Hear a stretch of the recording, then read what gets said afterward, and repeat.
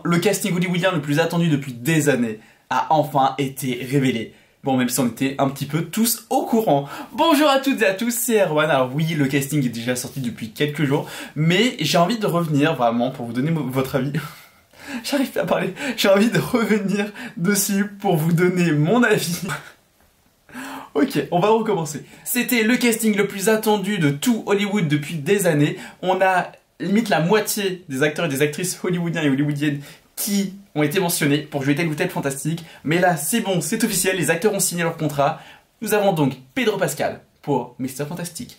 Nous avons Vanessa Kirby pour jouer la femme invisible. Joseph Quinn pour la torche humaine. Et j'ai oublié son nom. Ebon Moss-Backrack, je crois, je sais pas comment ça se prononce, pour jouer la chose. Alors, Vanessa Kirby, c'est un sans faute.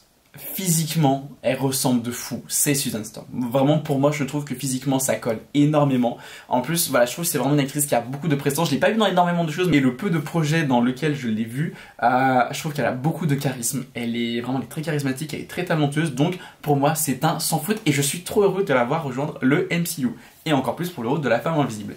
Joseph Quinn, alors je l'ai vu que dans Stranger Things, donc dans son rôle de Eddie dans la saison 4, mais je pense qu'on est tous d'accord, vraiment, il a eu une prestation de dingue, il a eu aussi un gain de popularité, alors le personnage a été ultra populaire et ultra apprécié, l'acteur aussi du coup forcément a gagné énormément en popularité, d'ailleurs on va le retrouver à l'affiche du préquel de Sans un bruit, j'ai très hâte de le voir là-dedans, ainsi que dans Gladiator 2, et j'ai aussi très hâte de le voir là-dedans, pour voir ce qu'il peut donner en termes d'acting. Donc voilà, donc là le voir rejoindre la torche humaine, franchement pourquoi pas. En plus je trouve qu'il a vraiment une bonne tête, l'acteur. Et ouais, je pense qu'il va faire un très très bon Johnny Storm. J'ai très hâte de le voir dans son rôle. Ebon Moss-Backrack, voilà, je crois que je l'ai à peu près dit, je suis désolé si j'écorche le nom. Il a joué dans le Punisher, donc il y a la série Netflix qui date d'il y a quelques années. D'ailleurs j'adorais son rôle, je crois que c'était Micro je crois, j'aimais trop son personnage, c'était vraiment de mes personnages préférés, donc voilà, très heureux du coup de le voir jouer la chose. Il a joué également dans la série Andor ainsi que dans The Bear, donc notamment dans The Bear apparemment il a une sacrée performance, faut vraiment que je rattrape cette série, peut-être au moment de la saison 3 qui sortirait pour juin, mais bref, on verra ça du coup dans quelques mois. Et donc voilà, donc franchement la chose, bon même si physiquement c'est pas celui qu'on va voir le plus du coup, voilà, parce que ça je pense pas mal peut-être de la motion capture en vrai c'est fort probable, mais vraiment voilà, je suis très très content voilà, que ce soit lui qui rejoigne le casting. Et on va parler de Pedro Pascal, parce que Pedro Pascal, il s'en prend un peu plein la figure on va dire, et je trouve ça très injuste. Alors je vais être à la fois mitigé, mais de manière très positive, on va dire, sur le fait que ça va être lui qui va nous faire Reed Richards. Parce que Pedro Pascal, oui, physiquement, c'est pas forcément l'acteur auquel on aurait pu penser. On aurait pu penser à un acteur peut-être un peu plus grand, un peu plus élancé, pourquoi pas. En revanche, c'est un acteur ultra talentueux. Vraiment, à chaque fois qu'on l'a vu dans un projet, il a montré vraiment à quel point il était talentueux, il sait vraiment jouer pas mal de choses. Je pense même que c'est le genre d'acteur qui pourrait en vrai tout jouer, que ce soit la comédie, que ce soit le drame, que ce soit l'action, tout ça, enfin vraiment il peut tout jouer. C'est un acteur qui est ultra talentueux, ça je pense que voilà, tout le monde est d'accord dessus. Et combien de fois Marvel s'est planté au niveau des castings? C'est une vraie question, hein. Combien de fois ils ont pris un acteur pour un rôle, même du coup très souvent pour des rôles iconiques, et on s'est dit non, en vrai ça va pas, en vrai Robert Downey Jr. en Iron Man, il est pas si ouf. Chris Hemsworth en Thor, il a pas le physique, il ressemble pas, c'est une catastrophe. Mark Ruffalo en Bruce Banner, non mais quelle horreur. Simu Liu en Shang-Chi, mais ça fait pas du tout. Non, zéro fois. Selon moi, c'est le nombre de fois où Marvel Studios s'est planté pour choisir un acteur.